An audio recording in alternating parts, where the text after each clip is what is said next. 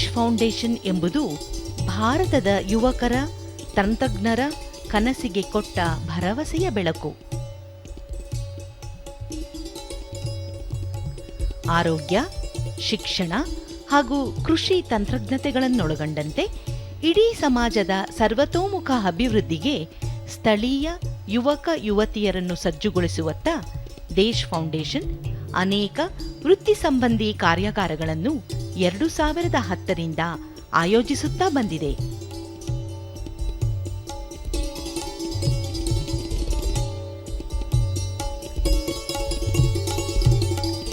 ಇತ್ತೀಚೆಗೆ ಹುಬ್ಬಳ್ಳಿಯ ತನ್ನ ಕಚೇರಿಯಲ್ಲಿ ಇಂತಹ ತಂತ್ರಜ್ಞರ ವಿಷಯ ಪರಿಣಿತರೊಂದಿಗೆ ವೃತ್ತಿ ತರಬೇತಿ, ನೂತನ ಆವಿಷ್ಕಾರಗಳ ಕಮ್ಮಟ ಏರ್ಪಡಿಸಲಾಗಿತ್ತು. ಶ್ರೀ ಗುರುರಾಜ್ ದೇಶಪಾಂಡೆ ಹಾಗೂ ಜಯಶ್ರೀ ದೇಶಪಾಂಡೆ ದಂಪತಿಗಳು ಕೋಟ್ಯಂತರ ಹಣವನ್ನು ಇಲ್ಲಿ ತೊಡಗಿಸಿದ್ದಾರೆ.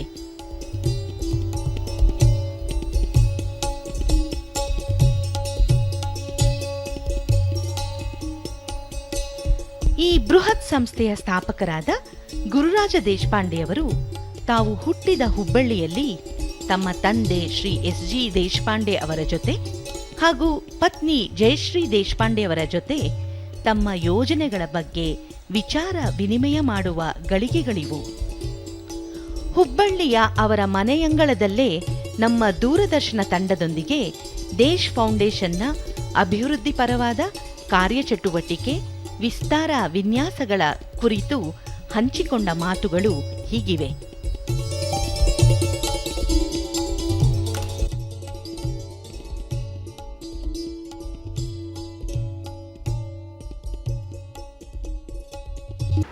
ದೇಶ ಇತ್ತು, ಯಾವಾಗಲೂ ನಿಮ್ಮ ಜೊತೆ ಮಾತಾಡೋದು ಅಂತ ಹೇಳಿದ್ರೆ ಭಾರಿ ಸಂತೋಷ ಆಗುತ್ತೆ.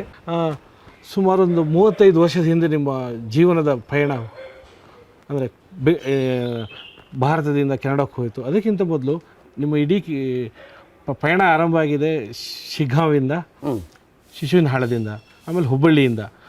ಆ ಶಿಶುವಿನಹಾಳದಿಂದ ಹುಬ್ಬಳ್ಳಿಯಿಂದ ನೀವು ಚೆನ್ನೈ ಮತ್ತು ಕೆನಡಾ ಮತ್ತು ಅಮೆರಿಕಕ್ಕೆ ಹೋದ್ರಲ್ಲ, ಅದ್ರ ಬಗ್ಗೆ ನಮ್ಮ ವೀಕ್ಷಕರಿಗೆ ನಮಗೆ ಸ್ವಲ್ಪ ವಿವರ ಕೊಟ್ಟು ಭಾರಿ ಸಂತೋಷ ಆಗುತ್ತೆ. ನೋಡಿ, ನಾನು ಇಂಡಿಯಾ ಬಿಟ್ಟು 43 ವರ್ಷ ಆಯಿತು. 43 ವರ್ಷದ ಹಿಂದೆ ನಮ್ಮ ತಂದೆ ಈ ಮನೆ ಕಟ್ಟಿದ್ದು ಹುಬ್ಬಳ್ಳಿಯಲ್ಲಿ. ಇದೇ ಮನೆಯಿಂದ ನಾನು ಈ ಇಂಡಿಯಾ ಬಿಟ್ಟು ಫಾರಿನ್ಗೆ ಹೋದೆ.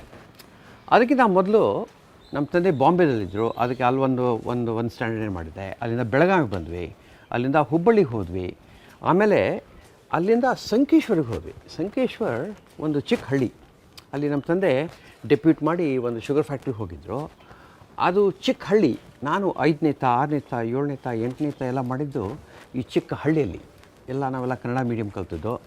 ಆಮೇಲೆ ಬೆಳಗಾವಿಗೆ ಬಂದು ಅಲ್ಲಿ 9th ಸ್ಟ್ಯಾಂಡರ್ಡ್ ಮಾಡಿ ಮುಂದೆ ಬೆಂಗಳೂರಿಗೆ ಹೋಗಿ 10th ಆಯಿತು. ಆಮೇಲೆ PUC ನ್ಯಾಷನಲ್ ಕಾಲೇಜ್ ಆಯಿತು. ಆಮೇಲೆ ಮುಂದೆ IIT ಹೋದೆ. ಆಮೇಲೆ 73ಗೆ ಇಂಡಿಯಾ ಬಿಟ್ಟು ಅಲ್ಲಿ ಫಾರಿನ್ಗೆ ಹೋದೆ. ಆದರೆ ನಂದು ಎಜುಕೇಷನ್ ನೋಡಿದರೆ ನಮ್ಮ ಮನೆಯಲ್ಲಿ ಎಜುಕೇಷನ್ ಮೇಲೆ ತುಂಬ ಫೋಕಸ್ ಇತ್ತು. ಆದರೆ ನಾ ಹೋಗಿದ್ದ ಸ್ಕೂಲು ಎಲ್ಲನೂ ಒಂದು ಸ್ವಲ್ಪ ಒಳ್ಳೆಯ ಸ್ಕೂಲು. ನ್ಯಾಷನಲ್ ಕಾಲೇಜ್ ತುಂಬ ಚೆನ್ನಾಗಿತ್ತು. ಶೇಷಾದ್ರಿಪುರಂ ಹೈಸ್ಕೂಲು SSLC ಮಾಡಿದ್ದು. ಅದರಲ್ಲಿ ನಾನು ಕನ್ನಡ ಮೀಡಿಯಮ್ ಹೋಗಿದ್ದೆ. ಆ ಕನ್ನಡ ಮೀಡಿಯಮ್ ಕ್ಲಾಸ್ನಲ್ಲಿ ಎಲ್ಲ ಬರೀ ಪೋಲಿಗಳು. ಅದಕ್ಕೆ ಇಡೀ ವರ್ಷ ನಾನು ಸ್ಕೂಲಿಗೆ ಹೋಗಲಿಲ್ಲ, ಮನೆಯಲ್ಲೇ ಓದಿ ಬರೆದದ್ದು. ಹಾಗೆ ಅಂದರೆ ಕೆಲವೊಬ್ರು ಏನು ತಿಳ್ಕೊತಾರೆ ಅಂತಂದರೆ ಯಾವಾಗಲೂ ಅಗದಿ ಒಳ್ಳೆ ಸ್ಕೂಲಿಗೆ ಹೋಗಬೇಕು, ಒಳ್ಳೆ ಯೂನಿವರ್ಸಿಟಿಗೆ ಹೋಗ್ಬೇಕು ಅಂತ ತಿಳ್ಕೊತಾರೆ. ಆದರೆ ನನ್ನ ಪ್ರಕಾರ ಒಂದು ಸ್ವಲ್ಪ ಜೀವನದಲ್ಲಿ ಅಲ್ಲಿ ಇಲ್ಲಿ ಎಲ್ಲ ಒಂದು ಸ್ವಲ್ಪ ಡಿವರ್ಷನ್ಸ್ ಆಗುತ್ತೆ ಅಲ್ಲ, ದಟ್ ಮೇಕ್ಸ್ ಯು ಅ ಲಿಲ್ ಬಿಟ್ ಮೋರ್ ಮಲ್ಟಿ ಡಿಸಿಪ್ಲಿನರಿ. ಒಂದು ಸ್ವಲ್ಪ ಹೆಚ್ಚು ಡಿವರ್ಸಿಟಿ ಬರುತ್ತೆ ಜೀವನದಲ್ಲಿ. And it will help later on. So ಅಲ್ಲಿಂದ ಮುಂದೆ IIT ಮದ್ರಾಸ್ ಮುಗಿಸ್ಕೊಂಡು 1973ಗೆ ನಾನು ಇಂಡಿಯಾ ಬಿಟ್ಟೆ. ಸೊ ಇಂಡಿಯಾ ಬಿಟ್ಟು ಕೆನಡಾಗೆ ಹೋದ್ರಿ. ಹೌದು. ಕೆನಡಾದಲ್ಲಿ ಆ್ಯಕ್ಚುಲಿ ಯು ಡಿಡ್ PhD ಮಾಡಿದ್ರಿ. ಇಲ್ಲಿ PhD ಮಾಡಿ ಆಮೇಲೆ ನೀವು ಒಂದು ಮೋಟ್ರಾಲಾ ಅಂತ ಒಂದು ಸಂಸ್ಥೆಯಲ್ಲಿ ಕೆಲಸನೂ ಮಾಡಿದ್ರಿ. ಆಮೇಲೆ ಇದ್ದಕ್ಕಿದ್ದಂಗೆ ನಿಮಗೆ ಅನ್ನಿಸ್ತು ನಾ ಯಾರಿಗೂ ಕೆಲಸ ಮಾಡಲ್ಲ, ನಾನೇ ಒಂದು ಉದ್ಯಮಿಯಾಗಿ ಅಭಿವೃದ್ಧಿ ಹೊಂದ್ತೀನಿ ಅಂತ. ಆ ಜರ್ನಿ ನಮಗೆ ಹೇಳಿ ನೋಡೋಣ, ಹೇಗಿತ್ತು ಅದು? ಅಂದರೆ ಕೆಲವೊಬ್ರು ತಿಳ್ಕೊತಾರೆ ಅಂದರೆ ಕೆಲವೊಬ್ರು ಜೀವನವೂ ಹಾಗೆ ಇರುತ್ತೆ. ಅಗದಿ ಚಿಕ್ಕವರಿದ್ದಾಗ ನಾವು ಮ್ಯೂಸಿಷಿಯನ್ನೇ ಆಗಬೇಕು, ಕರ್ನಾಟಕ ಮ್ಯೂಸಿಕ್ಕೇ ಮಾಡಬೇಕು, ಹಾಗೇನೋ. ನಂದು ಜೀವನ ಹಾಗಲ್ಲ. ನನಗೆ ಏನು ಕೊಟ್ಟಿದ್ದು ಚೆನ್ನಾಗಿ ಮಾಡಿದ್ದೀನಿ. ಆದರೆ ಏನು ಮಾಡಿದ್ದೇನಲ್ಲ ಎಲ್ಲನೂ ಇಟ್ಸ್ ಅ ನ್ಯೂ ಡೋರ್, ಹೊಸ ಬಾಗಿಲ ಓಪನ್ ಆಗಿ ಅದು ಮಾಡಿದ್ದು. ಸೊ ಇಂಡಿಯಾದಿಂದ ಇದು ಕೆನಡಾಗೆ ಹೋಗಿದ್ದಾಗ ಸುಮ್ಮನೆ ಒಂದು 2 ವರ್ಷ ಹೋಗಿ ಮಾಸ್ಟರ್ಸ್ ಮಾಡ್ಕೊಂಬರೋಣ ಅಂತ ಹೋದೆ. ಯಾಕಂದರೆ ನಂಗೆ ಫುಲ್ ಸ್ಕಾಲರ್ಶಿಪ್ ಕೊಟ್ಟಿದ್ರು, ಎಲ್ಲ ದುಡ್ಡು ಕೊಟ್ಟಿದ್ರು. ಸೊ ಅಲ್ಲಿ ಹೋದೆ. ಅಲ್ಲಿ ಹೋದ್ಮೇಲೆ ಮಾಸ್ಟರ್ಸ್ ಮಾಡಿದೆ. ಆಮೇಲೆ ನನ್ನ ಪ್ರೊಫೆಸರ್ ಆಸ್ಟ್ರೇಲಿಯಾಗೆ ಹೋದರು. ಅವ್ರೇನಂತಂದರೆ ಇನ್ನೊಂದು ವರ್ಷ ಇಲ್ಲಿದ್ದು ನೀನೇ ಕಲಿಸ್ಬಿಡಪ್ಪ ನನ್ನ ಬದಲು, ಆಮೇಲೆ ನೀವು ಹೋಗ್ಬೋದು ಅಂತ. ಚೆನ್ನಾಗಿ ಇಷ್ಟು ನಾನು ಇದ್ದೆ ಇನ್ನೊಂದು ವರ್ಷ. ಆದರೆ ಆವಾಗ ನನಗೆ I like teaching and also got voted as one of the good teachers ಆಗಿದೆ. So then I thought I wanted to be a professor. ಆದರೆ ಪ್ರೊಫೆಸರು ಆಗಬೇಕಂತಂದರೆ PhD ಬೇಕು. ಅದಕ್ಕೆ ಇಲ್ಲೇ ಇಂಡಿಯಾಗೆ ಬಂದು ಒಂದು 2-3 ತಿಂಗಳ ವೆಕೇಷನ್ ಮೇಲೆ ಬಂದು ಮತ್ತೆ ವಾಪಸ್ಸು PhD ಮಾಡಿದೆ. PhD ಮಾಡಿದ್ದು ಯಾಕೆ? ಪ್ರೊಫೆಸರ್ ಆಗಬೇಕು, ರಿಸರ್ಚರ್ ಆಗಬೇಕು ಅಂತ. ಆದರೆ ಅಲ್ಲಿ ಒಬ್ಬ ಪೀಟರ್ ಬ್ರಾಕೆಟ್ ಅಂತಿದ್ದ. ಅವನು ಒಂದು ಚಿಕ್ಕ ಕಂಪ್ನಿ ಹೆಡ್ ಆಫ್ ಇಂಜಿನಿಯರಿಂಗ್ ಇದ್ದ ಟೊರೊಂಟೊದಲ್ಲಿ. ಆದರೆ ಕಂಪ್ನಿ ಚೆನ್ನಾಗಿ ಮಾಡ್ತಾ ಇರಲಿಲ್ಲ. ಅದಕ್ಕೆ ಅವನು ಪಾಪ he had to leave. And so he came to Queen's University where I was doing my PhD to actually ಬಂದು ಅಲ್ಲಿ ಕಲ್ಸೋಕೆ ಬಂದಿದ್ದರು. ಸೊ ಪೀಟರ್ಗೆ ನನಗೆ ತುಂಬ ಹೊಂದಾಣಿಕೆ ಆಯಿತು. And I had a lot of respect for him. ಯಾಕಂದರೆ Peter is very capable, very intellectual, he knew industry, he knew academic ಎಲ್ಲ. ಆಮೇಲೆ ಆ ಮೋಟ್ರೋಲಾದವ್ರು ಬಂದು ಆ ಕಂಪ್ನಿ ಕೊಂಡು ತಗೊಂಡ ತಕ್ಷಣ ಪೀಟರ್ನ ಅವ್ರು ಹೈರ್ ಮಾಡಿದರು. ಮತ್ತು ಆಮೇಲೆ ಒಂದು 2-3 ತಿಂಗಳಿಗೆ ನಾನು PhD ಮುಗೀತು. ಆಮೇಲೆ ಪೀಟರ್ ನಾನು ಕರೆದ್ಬಿಟ್ಟು, ಹೇ ದೇಶ್ ಒನ್ಸ್ ಯು ಕಮ್ ಹಿಯರ್ ಅಂತ. ಆಮೇಲೆ ನನಗೆ ಪೀಟರ್ ಗೊತ್ತಿದ್ದಕ್ಕೆ ಮಾತ್ರ ನಾನು ಅಲ್ಲಿ ಹೋದೆ. ನನಗೇನು ಗೊತ್ತಿರಲಿಲ್ಲ ಇಂಡಸ್ಟ್ರಿ. ಸೊ ಜೀವನದಲ್ಲಿ ಒಳ್ಳೆ ಜನರ ಜೊತೆ ಕೆಲಸ ಮಾಡೋಕ್ಕೆ ಅವಕಾಶ ಸಿಕ್ಕರೆ ಅದನ್ನು ಗ್ರ್ಯಾಬ್ ಮಾಡಬೇಕು. ಯಾಕಂದರೆ if you work with good people it opens a lot of different doors for you. So ನಾನು ಟೊರೊಂಟೊಗೆ ಹೋದೆ.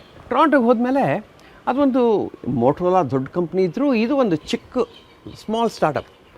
ಇಲ್ಲಿ ಒಂದು 20 ಜನ ಇದ್ವಿ ಅಷ್ಟೇ. ಆಮೇಲೆ ನೆಕ್ಸ್ಟ್ 1980 84ಗೆ ನಮಗೆ we went from 20 people to 400 people, $100 million business, very profitable. And I and Jayashree, we got married in 1980, and so we were in Toronto from 80 to 84. So 84ನಲ್ಲಿ ನಾವು ತಿರುಗಿ ನೋಡಿದಾಗ ನಮಗನಿಸ್ತು, if we can do this for Motorola, we can do this for ourselves ಅಂತ. So ಆದರೆ ಆವಾಗ venture capital ಇದ್ದಿಲ್ಲ ಕೆನಡಾದಲ್ಲಿ. Venture capital ಇದ್ದು ಜಗತ್ತಿನಲ್ಲಿ 2 ಸ್ಥಳ ಆವಾಗ, ಕ್ಯಾಲಿಫೋರ್ನಿಯಾ, ಬಾಸ್ಟನ್. ಅದಕ್ಕೆ ನಾವು 84ಗೆ ಬಾಸ್ಟನ್ಗೆ ಮೂವ್ ಆದ್ವಿ. ಅಂದರೆ ಆಮೇಲೆ ಇದೆಲ್ಲ ಆಂಟ್ರಪ್ರನರ್ಶಿಪ್ ಅಂದರೆ ಒಂದು ಸ್ವಲ್ಪ ಐ ಥಿಂಕ್ ಎರಡು ಕ್ವಾಲಿಟೀಸ್ ಬೇಕು ಆಂಟ್ರಪ್ರನರ್ಸ್ಗೆ. ಒಂದು ನೈವ್ ಇರಬೇಕು. ಅಷ್ಟು ತುಂಬ ವಿಚಾರ ಮಾಡೋರು ಆಂಟ್ರಪ್ರನರ್ ಆಗಲ್ಲ. ಯಾಕಂತಂದರೆ ಏನೋ ಒಂದು ಯಂಗ್ ಕಪ್ಪಲು, ನಮ್ಗೆ 1 ವರ್ಷದ ಮಗು, ಅದನ್ನೆಲ್ಲ ಹುಡ್ಕೊಂಡು ಹೊಸ ಬಾಸ್ಟನ್ಗೆ ಹೋಗಿ ಒಬ್ರು ಗೊತ್ತಿಲ್ಲ, ಅಲ್ಲಿ ಹೋಗಿ ಏನೋ ಕಂಪ್ನಿ ತೆಗಿತೀನಪ್ಪ ಅಂತಂದರೆ ಏನೋ ಹುಚ್ಚ ಅಂತಾರೆ ಅಷ್ಟೇ. But we went and then ಒಂದು 2-3 ವರ್ಷ ಹಿಡಿತು ನಮ್ಮ ಗ್ರೀನ್ ಕಾರ್ಡ್ ಎಲ್ಲ ಬರೋಕ್ಕೆ. ಸೊ 87ನಲ್ಲಿ ಬಿಟ್ಟು ಮುಂದೆ ನಾನು ಆಂಟ್ರಪ್ರನರ್ ಕರೀರಿ ಶುರುವಾಯಿತು. ನಿಮ್ಮ ಮೊದಲು ಕಂಪ್ನಿ ಸ್ಥಾಪನೆ ಮಾಡಿದ್ರಲ್ಲ, ಆ ಎಕ್ಸ್ಪೀರಿಯನ್ಸ್ ನೀವು ಯಾವಾಗಲೂ ಹೇಳ್ತೀರಾ? ಅಂದರೆ ಮೊದಲು ಕಂಪ್ನಿ ಸ್ಥಾಪನೆ ಮಾಡಿದೆ, ಒಂದು ಕಂಪ್ನಿ ಮಾಡಬೇಕು ಅಂತಿತ್ತು. ಆಮೇಲೆ ಆ ಕಂಪ್ನಿನಲ್ಲಿ ನನಗೆ ಚೆನ್ನಾಗೇ ನಡೀತಿತ್ತು, ಬಟ್ ಏನೋ ಸಮಸ್ಯೆಗಳಾದವು, ಆ ಕಂಪ್ನಿ ಮುಚ್ಚೋಯ್ತು ಅಂತ. ಆಮೇಲೆ 2ನೇ ಕಂಪ್ನಿ, ಅದು ನಮ್ಗೆ ಹೇಳಿ, 2ನೇ ಕಂಪ್ನಿ ಬಗ್ಗೆ ಏನಾಯಿತು ಅಂತ ಸ್ವಲ್ಪ ಹೇಳಿ ನಮಗೆ. ಅಂದರೆ ಮೊದಲೇ ಕಂಪ್ನಿ ಅದು ತುಂಬ ಸ್ಯಾಕ್ರಿಫೈಸ್ ಎಲ್ಲ ಮಾಡಿದ್ವಿ. 1 ವರ್ಷ ಕೆಲಸ ಇಲ್ಲ, ನಮ್ಮದೆಲ್ಲ ದುಡ್ಡೆಲ್ಲ ಯೂಸ್ ಮಾಡಿಬಿಟ್ಟಿದ್ವಿ, ಹಾಗೆಲ್ಲ ಆಯಿತು. ಆದರೆ 2ನೇ ಕಂಪ್ನಿಗೆ ವಿಷನ್ ವಾಸ್ ವೆರಿ ಪವರ್ಫುಲ್. ಆವಾಗ ಇವಾಗೆಲ್ಲ ಅಗ್ದಿ ಈಸಿ ಅನಿಸುತ್ತೆ. If you say every computer, every smartphone is connected to every other smartphone ಅಂದರೆ ಎಲ್ಲರೂ ಶೋರ್ ಅಂತಾರೆ. ಆದರೆ ಆವಾಗ ಇರಲಿಲ್ಲ. ಆವಾಗ ಏನಿತ್ತು ಅಂದರೆ every phone was connected to every other phone. ಒಂದು ಫೋನ್ ಇದ್ದರೆ ಆ ಫೋನಿಂದ ಜಗತ್ತಿನಲ್ಲಿ ಯಾವ ಫೋನಿಗೆ ಬೇಕಾದರೂ ಕಾಲ್ ಮಾಡ್ಬೋದಿತ್ತು. ಆವಾಗ ಕಂಪ್ಯೂಟರ್ ಹೇಗಿತ್ತು ಅಂತಂದರೆ, ಕಂಪ್ಯೂಟರು ದೊಡ್ಡ ಕಂಪ್ನಿಯಲ್ಲಿ ಮಾತ್ರ ಇರ್ತಿತ್ತು. ಆಮೇಲೆ ದೊಡ್ಡ ಕಂಪ್ನಿಯವರು ಅವ್ರು ತಮ್ಮದೇ ಒಂದು ನೆಟ್ವರ್ಕ್ ಮಾಡಿಬಿಡೋರು. So IBM had IBM network, DEC network, ಹಾಗೆಲ್ಲ. And so my vision was that every computer should get connected to every other computer. ಅದು ಮಾಡಬೇಕಂತಂದರೆ 2 big differences. One, you need a public network. ಆಮೇಲೆ ಇನ್ನೊಂದಂದರೆ ಆ public network build ಮಾಡೋಕ್ಕೆ ಒಂದು ಬೇರೆ ಥರ ಸ್ವಿಚ್ ಬೇಕು. ಈ ಫೋನ್ ಸ್ವಿಚ್ಗೆ ಕಂಪ್ಯೂಟರ್ ಸ್ವಿಚ್ಗೆ ಸ್ವಲ್ಪ ವ್ಯತ್ಯಾಸ ಇದೆ. So Cascade Communications was founded on the belief that there will be a market for computer switches in public network. ಆವಾಗೆಲ್ಲ ಇಂಟರ್ನೆಟ್ ಎಲ್ಲ ಇದಿರಲಿಲ್ಲ, so it was just a vision. But as we started building the company, internet came along. So that was a big boom. Boost. And so in 1990 we started the company. 94 we went public. And so by 97 we were carrying 80% of the internet traffic. And so it was a very successful venture at that time. ಎರಡನೇ company ಆಯಿತು, ಸೈಕೋಮೋರ್ ಆಯಿತು, ದೇಶ್ ತುಂಬ ಬಿಲಿಯಾಧಿಪತಿಗಳಾದರು. ಆಮೇಲೆ ಬೇರೆ ಬೇರೆ ಉದ್ಯಮಿಗಳಿಗೆ ಸ್ಫೂರ್ತಿ ಕೊಡುವಂಥ ದೊಡ್ಡ ತಜ್ಜರಾದರು. ಅದೆಲ್ಲ ಆದಮೇಲೆ ಇದಕ್ಕೆ ಈ ಸೋಷಿಯಲ್ ಆಂಟ್ರಪ್ರಿನರ್ಶಿಪ್ಪು, ನಾನು ವಾಪಸ್ ಸಮಾಜಕ್ಕೆ ಕೊಡಬೇಕು ಅನ್ನೋ ಭಾವನೆ ನಿಮಗೆ ಬಂತು. ಆ ಭಾವನೆ ಬಂದ ಕೂಡಲೇ ನಿಮಗೆ ಕರೆಕ್ಟ್ 10 ವರ್ಷದ ಹಿಂದೆ ನೀವು MITನಲ್ಲಿ ಅದಕ್ಕಿಂತ ಮೊದಲೇ ಇನೋವೇಷನ್ ಸೆಂಟರ್ ಮಾಡಿದ್ರಿ, ಎಲ್ಲ ಮಾಡಿದ್ರಿ. ವಾಪಸ್ ಹುಬ್ಳಿಗೆ ಬರಬೇಕು ಅನ್ನಿಸ್ತು. ಆಮೇಲೆ ಹುಬ್ಳಿನಲ್ಲಿ ಸಮಾಜಕ್ಕೆ ನಾನು ಏನು ವಾಪಸ್ ಕೊಡಬೇಕು, ಹುಬ್ಳಿನಲ್ಲಿ ಕೊಡಬೇಕು ಅನ್ನಿಸ್ತು. ಇದರಲ್ಲಿ ನಿಮ್ಮ ಪಾತ್ರ ಎಷ್ಟಿದೆ, ಜಯಶ್ರೀ ಪಾತ್ರ ಎಷ್ಟಿದೆ, ನಿಮ್ಮ ಕುಟುಂಬದ ಪಾತ್ರ ಎಷ್ಟಿದೆ? ಎಲ್ಲರ ಪಾರ್ಟು ಈಕ್ವಲ್ಲು, ಅವ್ರದ್ದೆಲ್ಲ ಪಾರ್ಟು ಹೆಚ್ಚೇ ಇರ್ಬೋದು. ಯಾಕಂದರೆ ನಾನು ಬಂದದ್ದು ಟೆಕ್ನಾಲಜಿ ಬ್ಯಾಕ್ಗ್ರೌಂಡಿಂದ, ಅಂದರೆ ಆಂಟ್ರಪ್ರಿನರ್ಶಿಪ್ ಹಾಗೆಲ್ಲ. ಅಂದರೆ ಜಗತ್ತು ಏನು ಕಂಡಿಲ್ಲಲ್ಲ ಅದನ್ನ ಮಾಡೋದೇ ನನ್ನ ಉದ್ಯೋಗ ಆಯಿತು. So very high and innovation ಹಾಗೆಲ್ಲ. ಆಮೇಲೆ MIT ಅಂದರೆ ತುಂಬ ಒಳ್ಳೆಯ ಇನ್ಸ್ಟಿಟ್ಯೂಟ್ ಅದು. ಅಲ್ಲಿ ಯಾವಾಗಲೂ ಜಗತ್ತಿನಲ್ಲಿ ಏನೋ ನೋಡದೇ ಇದ್ದದ್ದು ಎಲ್ಲ ಕಂಡು ಹಿಡಿತಾರೆ. ಅಲ್ಲಿ ನಾನು 2000ನಲ್ಲಿ ಒಂದು MIT ಬೋರ್ಡ್ ಜಾಯ್ನ್ ಆದೆ. ಆಮೇಲೆ ನಾನು ಜಯಶ್ರೀ 2002ನಲ್ಲಿ ಅಲ್ಲಿ ಸೆಂಟರ್ ಸೆಟಪ್ ಮಾಡಿದ್ವಿ. ಸೊ ಅದು ಇನ್ನೂ ಟೆಕ್ನಾಲಜಿಕಲ್ ಇನೋವೇಷನ್ ಇತ್ತು. ಆಮೇಲೆ ಒಂದು 4-5 ವರ್ಷ ಆದಮೇಲೆ ನಾನು ಜಯಶ್ರೀ ಅಂದ್ವಿ ಇಂಡಿಯಾಗೂ ಏನೋ ಮಾಡೋಣ ಅಂತ. ಯಾಕಂದರೆ ಅದು ತುಂಬ ಸಕ್ಸಸ್ಫುಲ್ ಆಯಿತು ಅಲ್ಲಿ ಬಾಸ್ಟನ್ನಲ್ಲಿ. ಸೊ ಇಂಡಿಯಾದಲ್ಲಿ ಏನು ಮಾಡಬೇಕು ಅಂತ ಮೊದಲು ನಮ್ಗೆ ಗೊತ್ತಿದ್ದು ಟೆಕ್ನಾಲಜಿ ಇನೋವೇಷನ್. ಮೊದಲು ನೀವು ಚೆನ್ನೈನಲ್ಲಿ IIT ನೀವು ವಾಪಸ್ ಕೊಡಬೇಕು ಅಂತ ಅಲ್ಲೊಂದು ಸೆಂಟರ್ ಅಲ್ಲೂ ಮಾಡ್ತಾ ಇದ್ವಿ ಬೇಕಾದಷ್ಟು. ಆದರೆ ಅಲ್ಲಿ ಮೋರ್ ಕಂಫರ್ಟಬಲ್ ಇತ್ತು, ಯಾಕಂದರೆ ಟೆಕ್ನಾಲಜಿ ಗೊತ್ತು ನಮಗೆ ಹೇಗೆ ಮಾಡೋದು ಅಂತ. ಆದರೆ ಜಯಶ್ರೀ ಅಂದ್ಲು ಇಲ್ಲ ಸೋಷಿಯಲ್ ಇನೋವೇಷನ್ ಮಾಡೋಣ ಅಂತ. ಯಾಕಂದರೆ ಇಲ್ಲಿ 800 ಜನ ಪಾಪ ಬಡವರು, ಅವ್ರಿಗೆ ಏನು ಮಾಡ್ಬೋದು ಅಂತ, ಅವ್ರ ಜೀವನ ಹೇಗೆ ಉಪಯೋಗ ಮಾಡ್ಬೋದು ಅಂತ.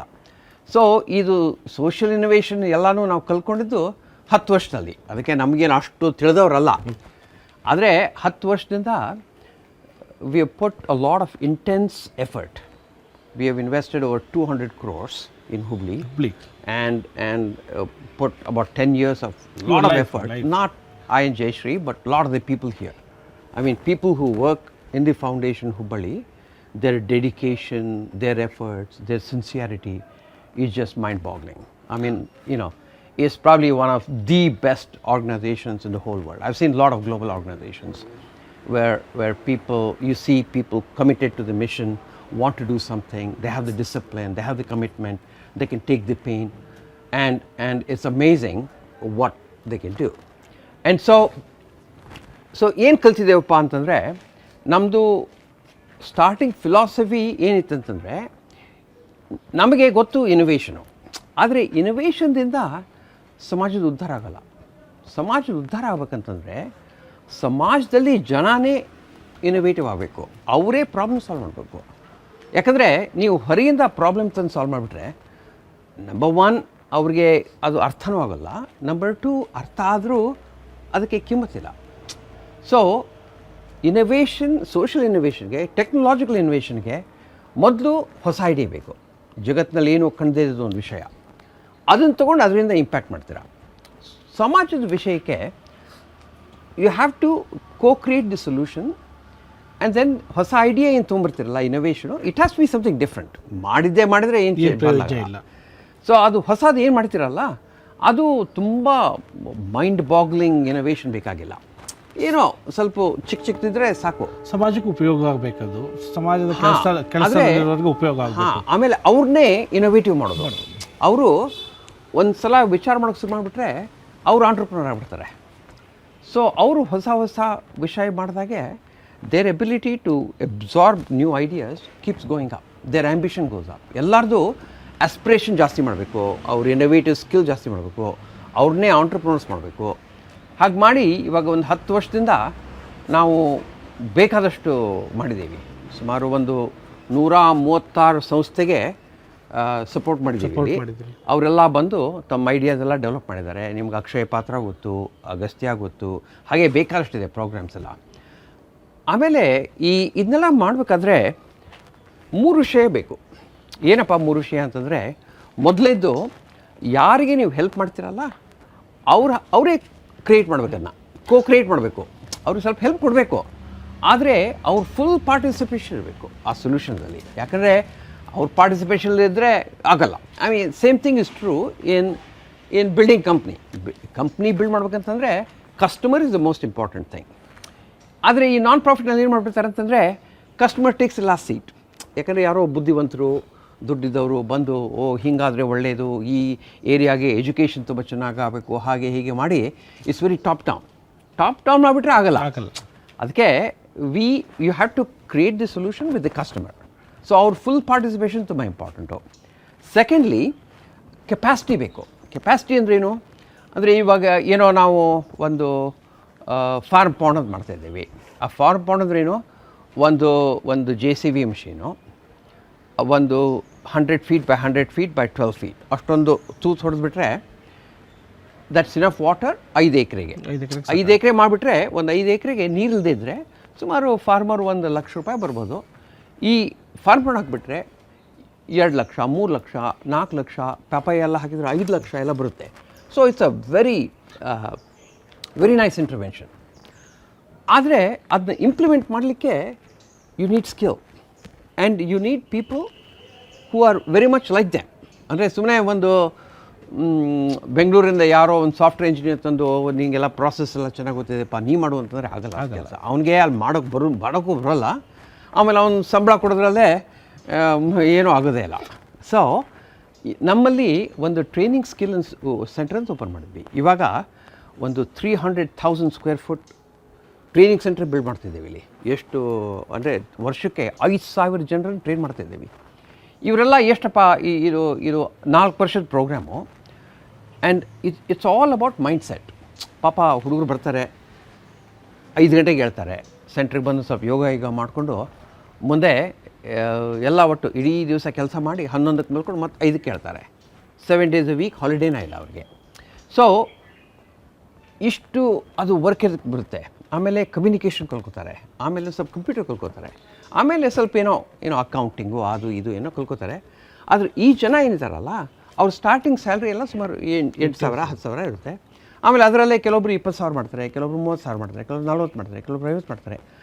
ಆದರೆ ಈ thousands of people who make 8,000 10,000 rupees, who are very dedicated, who always show up on time, who dedicate their lives because they've gotten the taste of doing things. ಅಂದರೆ ಅದು ಒಳಗಡೆ ಯಾರೋ ಚಬಕ ತೊಗೊಂಡು ಹೊಡೆದು ಮಾಡಿದ್ದಲ್ಲ.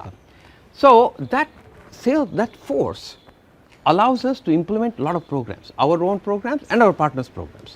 So ಈ farm pond, we make a farm pond with every machine every 40 hours non-stop, and we have 28 machines. So lots of farmers are benefiting from it. So ಮೊದಲು it's co-created with the farmer.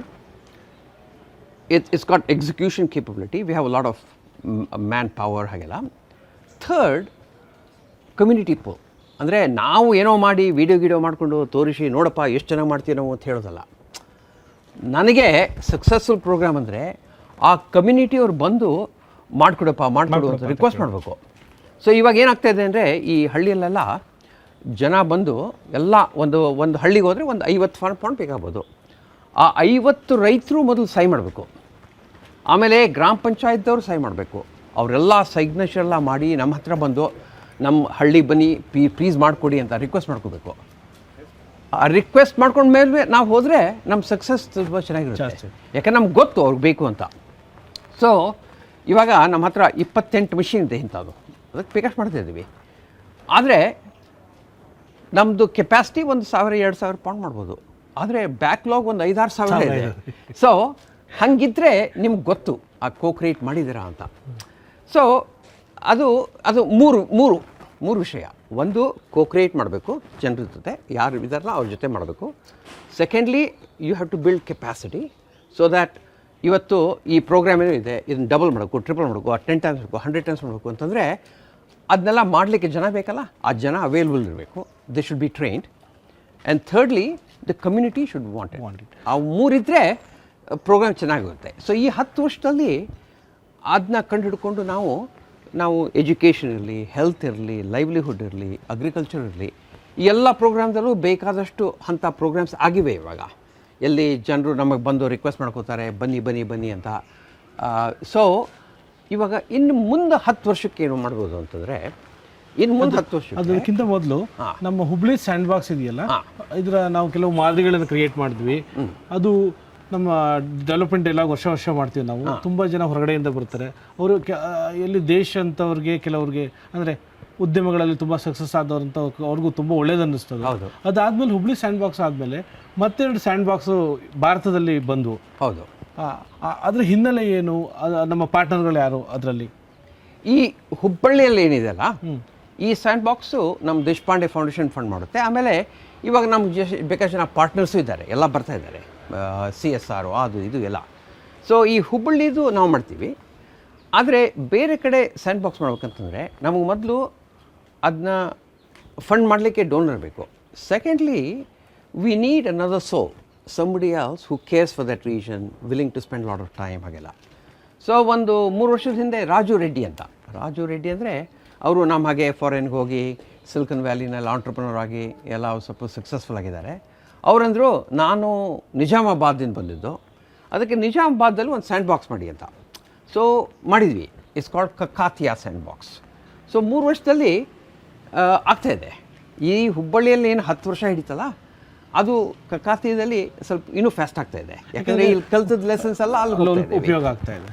ಆಮೇಲೆ ಅಲ್ಲಿ ಜನರನ್ನೆಲ್ಲ ಇಲ್ಲಿ ನಮ್ಮ training ಸೆಂಟ್ರಿಗೆ ತಂದು ಅವ್ರನ್ನ train ಮಾಡಿ ಅಲ್ಲಿ ಕಳಿಸಿದ್ರೆ ಈ DNA ಅಲ್ಲಿ ಡೂಪ್ಲಿಕೇಟ್ ಮಾಡೋದು ಸ್ವಲ್ಪ ಈಸಿ ಆಗುತ್ತೆ. ಆಮೇಲೆ ಒಂದು 2 ವರ್ಷದ ಹಿಂದೆ ದಿಲೀಪ್ ಮೋದಿ ಅಂತಿದ್ದಾರೆ, ಅವ್ರು ಸ್ಪೈಸ್ ಟೆಲಿಕಾಮ್ ಎಲ್ಲ ಮಾಡಿದವರು. ಅವ್ರೇನಂದ್ರೆ ಅಂತಂದರೆ ನಾವು ವಾರಣಾಸಿಯಲ್ಲಿ ಮಾಡೋಣ ಅಂತ. ಯಾಕಂದರೆ ವಾರಣಾಸಿ ಅವರ ತಾಯಿ ಊರು. ಅದಕ್ಕೆ ಅಲ್ಲಿ ಒಂದು ಸ್ಟಾರ್ಟ್ ಮಾಡಿದ್ವಿ. ಅದಕ್ಕೆ ಏಕ್ ಸೋಚ್ ಸ್ಯಾಂಡ್ ಬಾಕ್ಸ್ ಇದ್ದೇವೆ. ಸೊ ಇವಾಗ 3 ಆಗಿದೆ. ಆಮೇಲೆ 4ನೇದು ನಲ್ಗೊಂಡ ಅಂತ, ಅದು ಒಂದು ಸ್ಟಾರ್ಟ್ ಆಗಿದೆ. ಅದು ಮಿನಿ ಸ್ಯಾಂಡ್ ಬಾಕ್ಸ್ ಇದೆ. ಇನ್ನೊಂದು ಸ್ವಲ್ಪ ದಿವಸಕ್ಕೆ ಅದು ದುಡ್ಡಾಗುತ್ತೆ. ಸೊ ನಮ್ಮ sandbox, Hubballi sandbox ಒಂದು 5 ಡಿಸ್ಟ್ರಿಕ್ಟ್ ಕವರ್ ಆಗುತ್ತೆ. ಇಂಡಿಯಾದಲ್ಲಿರೋದು 625 ಡಿಸ್ಟ್ರಿಕ್ಟು ಸುಮಾರು. ಸೊ ಒಂದು 100 ಸ್ಯಾಂಡ್ ಬಾಕ್ಸ್ ಮಾಡಿಬಿಟ್ರೆ ಇಡೀ ದೇಶನೇ ಕವರ್ ಮಾಡಿಬಿಡ್ಬೋದು. ಸೊ ಇನ್ನೂ ಹೆಚ್ಚು ಡೋನರ್ಸು, ಇನ್ನೂ ಹೆಚ್ಚು ಯಾರು ಮಾಡಬೇಕು ಅಂತ, ಇನ್ನೂ ಹೆಚ್ಚು ರಾಜರೆಡ್ಡಿಸ್ ಬೇಕು ನಮಗೆ. ರಾಜು ರೆಡ್ಡಿ, ಫಣಿ ಶರ್ಮಾ ಮತ್ತು ರಾಜು ರೆಡ್ಡಿ ಇಬ್ಬರು ನಿಜಾಮಾಬಾದವರು. ಬೇಕಾಗತ್ತೆ. ದಿಲೀಪ್ ಮೋದಿ ಅವರೆಲ್ಲ ಅಂಥವರು ಮುಂದೆ ಬಂದು ಟೈಮ್ ಆ್ಯಂಡ್ ಮನಿ ಎರಡೂ ಒಂದು ಸ್ವಲ್ಪ ಇನ್ವೆಸ್ಟ್ ಮಾಡಿದರೆ, ಆಮೇಲೆ ಸ್ವಲ್ಪ ಪೇಷನ್ಸ್ ಇದ್ದರೆ, we can transform India very quickly. 10 ವರ್ಷದಲ್ಲಿ ನಾವು ಸಾಕಷ್ಟು ಸಾಧನೆ ಮಾಡಿದೆ. ದೇಶಪಾಂಡೆ ಫೌಂಡೇಶನ್ನು ಮತ್ತು 3 ಸ್ಯಾಂಡ್ ಬಾಕ್ಸ್ಗಳು. ಆಮೇಲೆ ಇನ್ನು ಸದ್ಯದಲ್ಲೇ ಹುಬ್ಳಿನಲ್ಲಿ ದೇಶದ ಅತ್ಯಂತ ದೊಡ್ಡ ಸ್ಟಾರ್ಟಪ್ ಇನ್ಕ್ಯುಬೇಷನ್ ಸೆಂಟರ್ ಮಾಡ್ತಾ ಇದ್ದೀರಾ. ಆಮೇಲೆ ಸ್ಕಿಲ್ ಡೆವಲಪ್ಮೆಂಟ್ ಸೆಂಟರ್ ಬರ್ತಾ ಇದೆ. ಅದಲ್ಲದೆ ಮುಂದಿನ 10 ವರ್ಷದಲ್ಲಿ ನಮ್ಮ ದೇಶಪಾಂಡೆ ಫೌಂಡೇಶನ್ನ ಯೋಜನೆಗಳೇನು, ನಿಮ್ಮ ವಿಷನ್ ಏನದ್ರ ಬಗ್ಗೆ ಅಂತ? ಅಂದರೆ ಇವಾಗ ಜನರು ಇನೋವೇಷನ್ ರೆಡಿ ಆಗಿದ್ದಾರೆ. ನಾನು ಇರೋದು ಬಾಸ್ಟನ್ನಲ್ಲಿ, MIT ಅಂದರೆ ಜಗತ್ತಿಗೆ ಅತಿ ಪ್ರಸಿದ್ಧವಾದ ದೊಡ್ಡ ವಿಚಾರ ಮಾಡೋರು. ಇಲ್ಲಿ ಹುಬ್ಳಿ ಏನೂ ಇರಲಿಲ್ಲ ಮೊದಲು. ಅದಕ್ಕೆ ಹುಬ್ಬಳ್ಳಿ ಮತ್ತು MIT ಎರಡೂ ಒಂದು ಸೆಪ್ರೇಟೇ ಇಟ್ಟಿದ್ದೆ ನಾನು. ಯಾಕಂದರೆ ಕೊಲ್ಯಾಬ್ರೇಷನ್ ಆಗಬೇಕಂತಂದರೆ ಇಬ್ಬರು ಸ್ಟ್ರಾಂಗ್ ಪೀಪಲ್ ಬೇಕು. ಒಬ್ಬರು ಸ್ಟ್ರಾಂಗು, ಒಬ್ಬ ವೀಕ್ ಇದ್ದರೆ ಕೊಲ್ಯಾಬ್ರೇಷನ್ ಆಗಲ್ಲ. ಅವ್ರು ಬಂದವರು ಓವರ್ವೆಲ್ಮ್ ಆಗಿಬಿಡುತ್ತೆ. ಸೊ ಈ 10 ವರ್ಷದಲ್ಲಿ ಏನಾಗ್ಬಿಟ್ಟಿದೆ ಅಂದರೆ ಹುಬ್ಬಳ್ಳಿ ಸ್ಟ್ರಾಂಗ್ ಆಗಿದೆ ಇವಾಗ. ಇಲ್ಲಿ ಜನ ಇನೋವೇಟಿವ್ ಆಗಿದ್ದಾರೆ, ಆಂಟ್ರಪ್ರನರ್ ಆಗಿದ್ದಾರೆ, ನಾಲೆಜಬಲ್ ಆಗಿದ್ದಾರೆ. ಇಲ್ಲಿ ಲೋಕಲ್ ಪ್ರಾಬ್ಲಮ್ಸ್ ಎಲ್ಲ ಅವ್ರಿಗೆ ಚೆನ್ನಾಗಿ ಗೊತ್ತು. ಸೊ ಇವಾಗ I think they are ready for collaboration, big ideas. So MIT ಇಲ್ಲಿ ಬಂದು ಇವ್ರ ಜೊತೆ ಕೆಲಸ ಮಾಡುತ್ತೆ. ಅದೇ ಥರ ಅದರದ್ದು ಇಂಪ್ಯಾಕ್ಟ್ ಏನಪ್ಪ ಅಂತಂದರೆ, ಇವಾಗ ನಾನು ಹೇಳಿದ್ನಲ್ಲ 28 ಮಿಷಿನ್ ಅಂತ, 28 ಮಿಷಿನಿಂದ ಆಗ ಪರವಾಗಿಲ್ಲ, ಒಂದು 10-15 ಹಳ್ಳಿ ಪ್ರಾಬ್ಲಮ್ ಸಾಲ್ವ್ ಮಾಡ್ಬೋದು.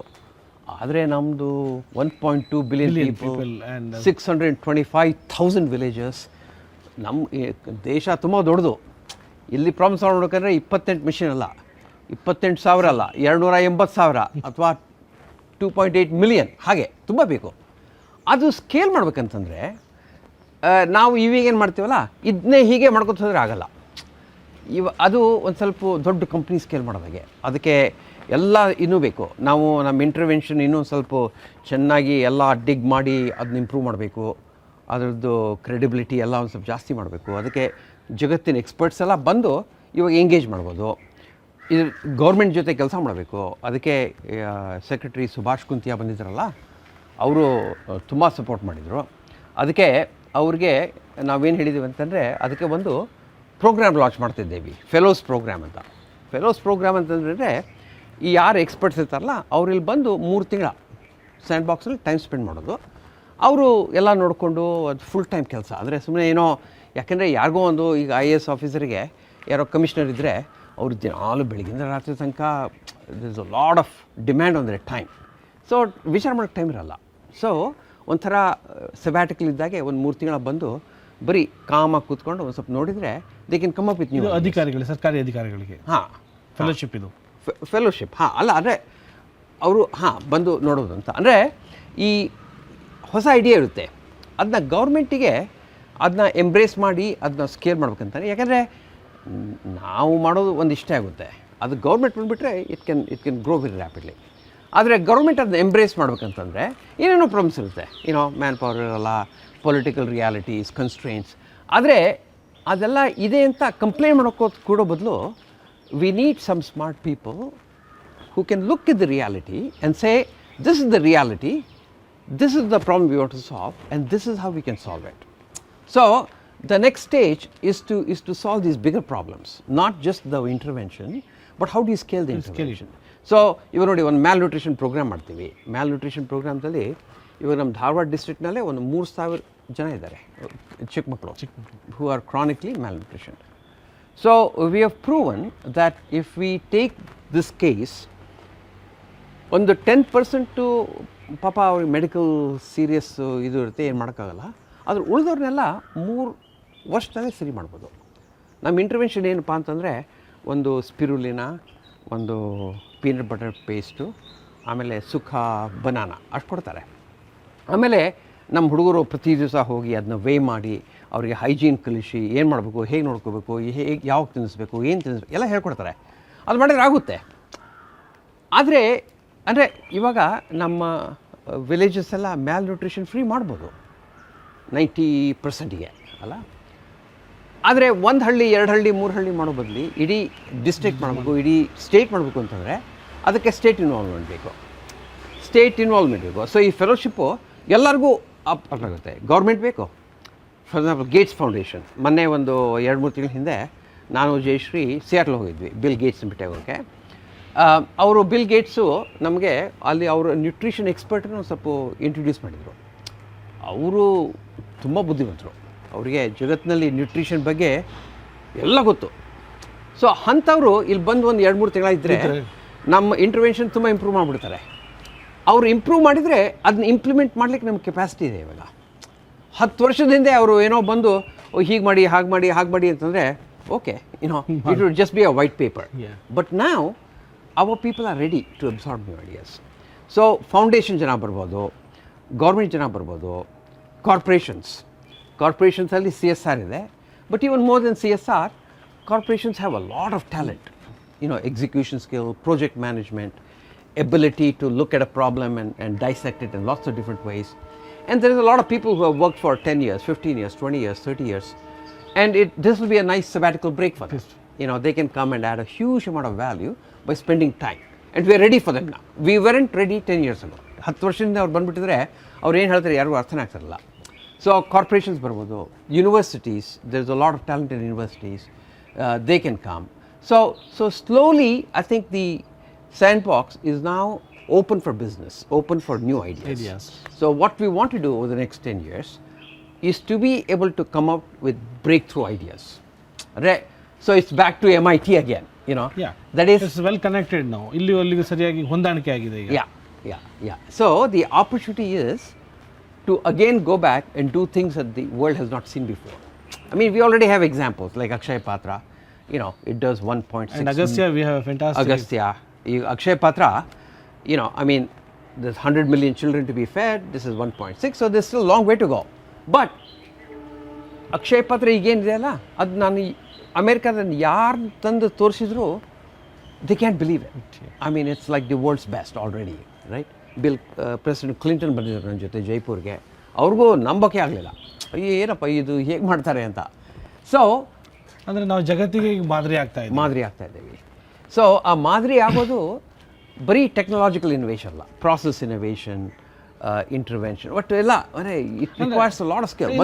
holistic way, in a holistic way. Desh, it's always a pleasure to talk to you. And ಇನ್ನೊಂದು 10 ವರ್ಷದಲ್ಲಿ ಇಡೀ ಭಾರತದಲ್ಲಿ ಕನಿಷ್ಠ ಪಕ್ಷ ಒಂದು 60 ಸ್ಯಾಂಡ್ ಬಾಕ್ಸ್ ಆಗಲಿ, ನೀವು ಸಿದ್ಧ ಮಾಡಿದ ಮಾದರಿ ಇದೆಯಲ್ಲ ಇಡೀ ದೇಶಕ್ಕೆ ಉಪಯೋಗ ಆಗಲಿ ಅಂತ ನಾವು ಹಾರೈಸ್ತೀವಿ. Desh, thank you so much. Very good, thank you.